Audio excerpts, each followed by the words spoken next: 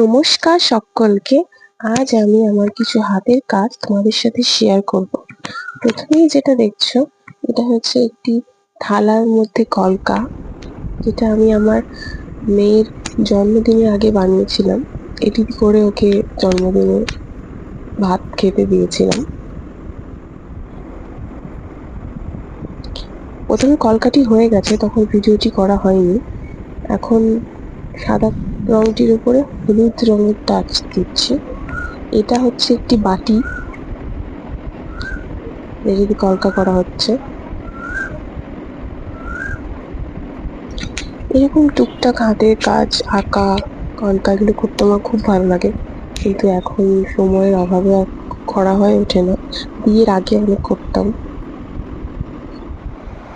এটি হচ্ছে থালাটি final look.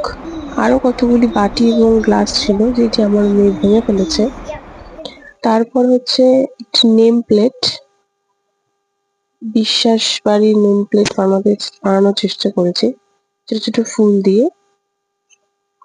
এটি আমার প্রথম ক্লে দিয়ে তৈরি হাতের কাজ, এই জন্য অতটাও ভালো হয়নি।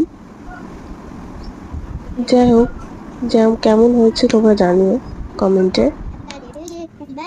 এটি হচ্ছে একটি ল্যাভেন্ডার ফুল, আর এটি একটি গণেশ ঠাকুরের স্ট্রাকচার রেখেছি।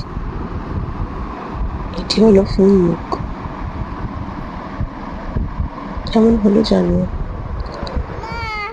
তারপরে একটি ক্লে দিয়ে জুয়েলারি বানাতে বসেছি, আংটি।